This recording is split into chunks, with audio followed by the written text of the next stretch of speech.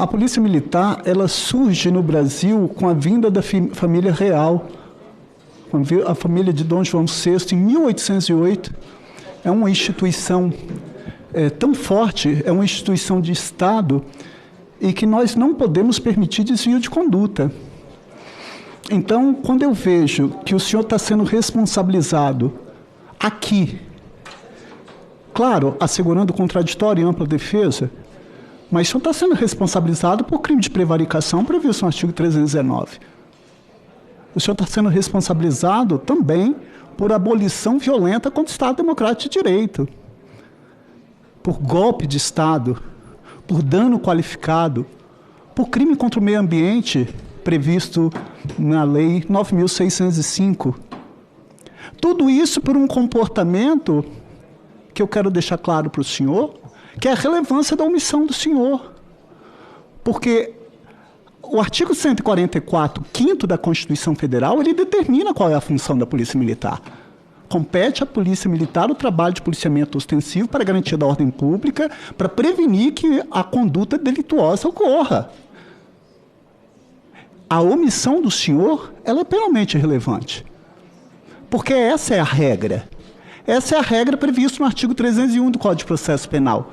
Tanto é que lá a norma é clara. Ela diz: qualquer do povo pode, e a autoridade policial e seus agentes devem prender quem quer que se encontre em estado flagrancial.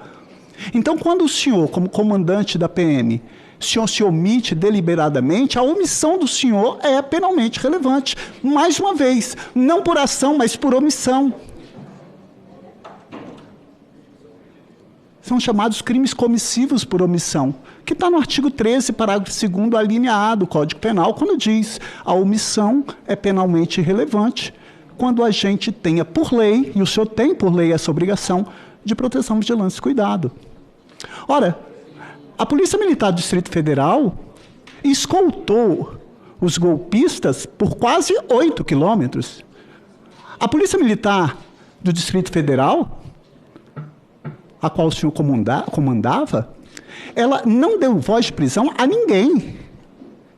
Foram crimes contra o Estado Democrático de Direito. Foram crimes de ação penal pública incondicionada. O senhor tem uma farda que o senhor deve honrar. É uma instituição. Eu volto a falar, eu também passei na instituição policial, como delegado de polícia, por 27 anos. As instituições, elas são de Estado, elas são permanentes. O princípio é da impessoalidade.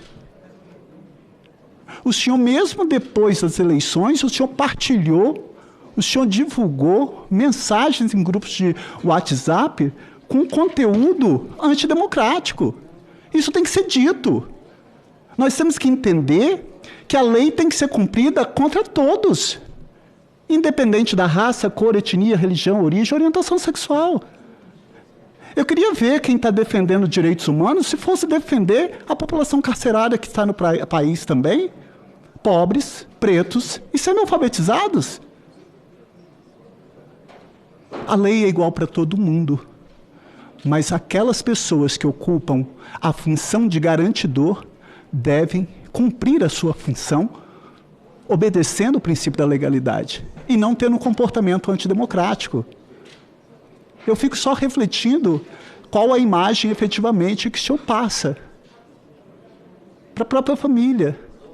Porque é essa a conduta da gente. O comportamento da gente é que rege a vida da gente. Os atos falam mais que as palavras. E o que eu estou vendo aqui nessa comissão é uma total inversão dos valores. Querem tornar réu as autoridades que foram vítimas dos ataques. Querem tornar réu o fotógrafo que estava fotografando na função dele. Agora fazem vistas grossas para um ministro que estava com minuta golpista. Para quem ficou 4 anos atacando a democracia. Para quem ficou 4 anos instigando a população, falando que para fechar o Supremo bastava um cabo e um soldado, que se o presidente Lula fosse eleito não subiria a rampa. Para quem aqui é seu, e aí eu falo para o senhor, porque desde novembro os acampamentos golpistas estavam na frente do quartel, além de ter escoltado em todo o trajeto. Para quem participa de movimentos antidemocráticos, quem ficou 4 anos atentando contra a democracia? Quem ficou 4 anos atentando contra as instituições? Falando que para fechar o Congresso Supremo, que nós tínhamos que fechar o Congresso Supremo, nós temos que fortalecer as instituições. Tentaram matar, efetivamente, foi a democracia. Isso tem que ser dito a todo momento. Isso tem que ser repetido para que não ocorra isso de outra forma. Eu fico assim, questionando, porque quando eu vejo parlamentares aqui aplaudindo, e eles fazem tudo ao contrário. Fazem tudo ao contrário. Falam que são a favor da vida, mas apoiam o massacre. Fala que apoia, é a favor da liberdade de expressão, mas apoia censura em ditadura militar. Fazem tudo ao contrário. Fala que são a favor da lisura do processo eleitoral, mas contrata um hacker para fraudar o sistema eleitoral. Eu queria ver o seguinte, olha, a lógica, ela é totalmente desarrazoada, porque querer atribuir responsabilidade ao governo Lula, eu vou dar 3 exemplos aqui muito claros. O presidente, o nosso querido Fernando Haddad foi candidato a presidente da República, perdeu e respeitou o resultado das urnas. Em nenhum momento ele saiu atacando o TSE, o sistema eleitoral ou difundindo fake news. A presidente Dilma sofreu um golpe e em nenhum momento atacou as instituições. O presidente Lula teve um dos principais bens jurídicos violado, que foi a liberdade, em nenhum momento atacou a democracia, em nenhum momento atacou o sistema eleitoral, em nenhum momento atacou as instituições. Pelo contrário, a presidente Dilma hoje é presidente do BRICS, Fernando Haddad, ministro da Fazenda, e Lula é o nosso presidente da República. Ao contrário, o inelegível está na iminência de ser preso, porque quem de qualquer forma concorre para o crime responde pelo mesmo crime. É essa a garantia constitucional.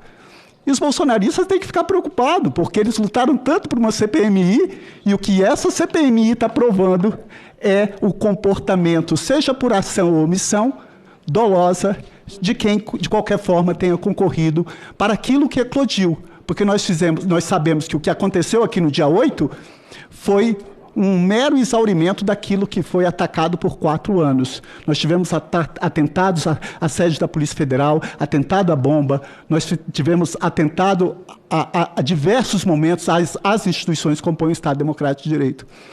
Então, eu acho que a função do senhor, enquanto policial militar, era, acima de tudo, cumprir o que está na Constituição Federal. E aqui eu volto a falar e talvez sirva, em algum momento na vida do senhor, o que o saudoso Ulisses Guimarães diz a respeito da Constituição. Discordar, sim. Divergir, sim.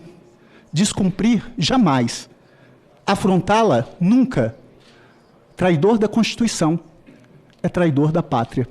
Eu espero que o senhor tenha consciência dos atos que o senhor tenha praticado, seja por ação, seja por omissão, seja a título de dolo, seja a título de culpa.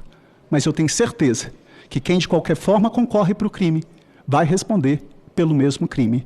Não sou eu que estou falando, é o artigo 29 do Código Penal brasileiro. Obrigado, senhor presidente. Estou tentando entender qual é a narrativa da esquerda.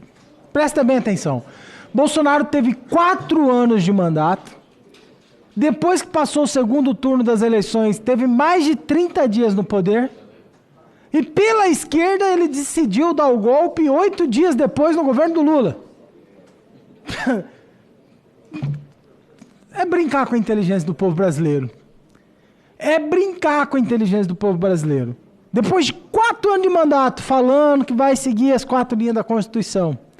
Depois do segundo turno, o cara vai para fora do país. E ainda tem gente que acha que ele queria dar o golpe 8 dias depois no governo do Lula.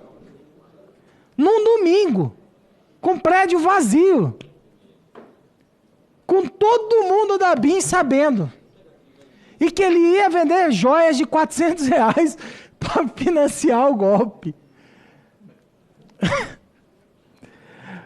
Vender relógio, caneta para financiar golpe. Presidente, eu sei que muitas vezes o senhor me pede para ser comedido, não faça tantas piadas, não brinque tanto na CPMI. Mas, presidente, tem sido difícil. Tem sido difícil. Você ouviu o senador Conta-Rato aí com essas coisas dele, da cabeça dele. Eu chego a perguntar, presidente, se a água que o senhor oferece para nós da direita é diferente da água da esquerda. Deve ter alguma coisa, não é possível. Presidente, todos os vídeos mostram que havia um claro interesse de deixar entrar nos prédios. Não sei se o interesse daquele momento era dissipar o povo que estava em frente aos quartéis. Não sei se o interesse é aquilo que o Lula está falando desde o ano passado, que é a construção de uma narrativa para destruir o bolsonarismo. O Lula está falando há muito tempo sobre isso, que ele tem que fazer a narrativa certa para o Bolsonaro não voltar. Mas eu quero dizer uma coisa, Lula. A gente está aqui, irmão. A gente está aqui. E não é mais o Bolsonaro. É todo mundo. É 50 milhões de brasileiros, no mínimo. Não tem como apagar. Não tem como tirar.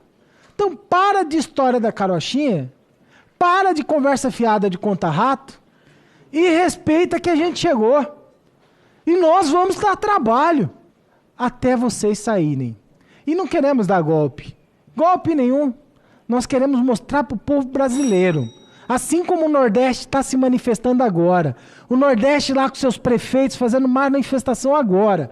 E a gente vai mostrar para o povo brasileiro que a gente chegou. Presidente, o senhor já sabe. Meu nome é Abílio.